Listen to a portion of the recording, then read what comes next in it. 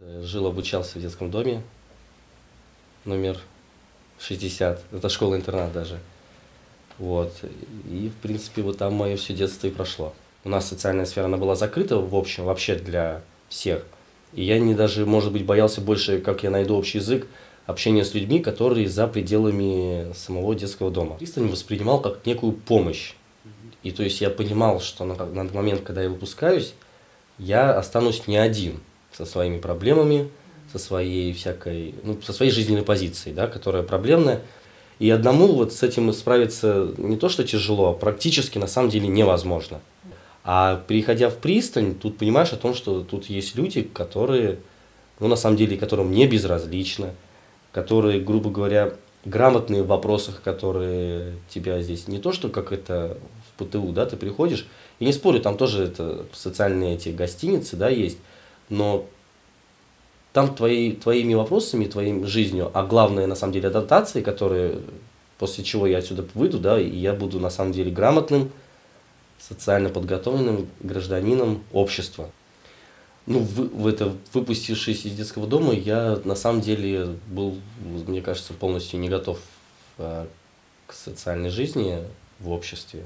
И поэтому, как, например, даже такие мелкие вопросы, как готовить, как контролировать это бюджет, да, свой, и другие, как ну, как бы распределять свое свободное время, и, ну, куча таких вот вопросов, с которыми я, в принципе, никогда не сталкивался, потому что привык о том, что весь мой график, все мое время, оно было расписано.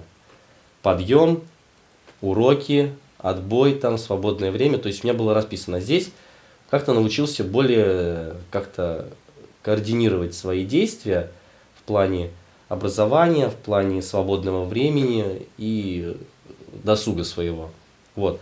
Также научился, наверное, один из самых больших факторов – это готовить. Вот. То есть пристань мне помогла перейти из того общества плавно, приобретя какие-то навыки, перейти в общество обычных людей. Вот. Самое сложное для меня было это то, что на тот момент, когда я сюда перешел, у меня еще, ну, как бы не был вопрос решенный с моим вот жилищным вопросом. То есть где я буду жить. И просто благодаря пристани вот эти 3 года я в течение этих 3 год решил свой жилищный вопрос и решил свой, грубо говоря, вопрос с образованием совсем. А по уходу из пристани, когда у меня вопрос уже был решен, да, мне уже хотелось, и цель моя, ну, в принципе, она и до сих пор, да, это вот чисто найти себя в обществе и не метаться даже в плане работы, да, туда, сюда, там, тут поработать, там поработать, а просто занять какую-то нишу в обществе и развиваться в ней до конца, то есть, в принципе, и 10, и 20 лет.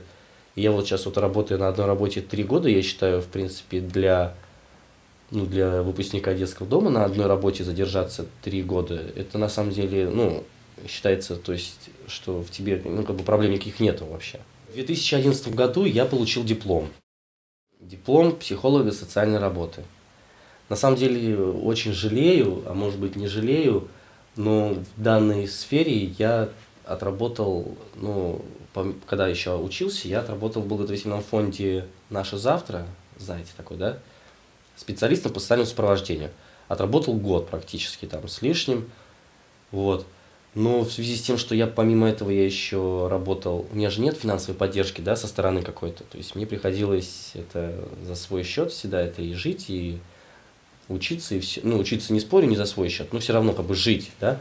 Вот. Получилось, что я, закончив институт, я и попрощался с фондом благотворительным. Вот. Не то, что там со скандалом ушел, а просто, ну, решил, что мне тяжело совмещать 2 работы, потому что у меня вторая работа, на которой я сейчас задержался, это большой-большой холдинг, это под названием City Retail. Вот. Это сеть магазинов «Полушка», «Лайм» и «Еда». Вот, они очень большие по всему региону СПБ и Ленобласти, также Вологодской, еще это Новгородской области. Вот. Работаю в департаменте экономической безопасности старшим ревизором в контрольно-ревизационном отделе. Тяжеловато, не спорю. Вот. Но это, вроде я там как-то понял, что там я вот что-то понимаю, и потому что там в первую очередь, что у меня, в принципе, хорошо получается, там это взаимоотношения и общение с людьми. Вот. Объяснять минусы, объяснять плюсы, объяснять недочеты. У меня это получается доносить очень грамотно и без всяких, ну, это, грубо говоря, косяков.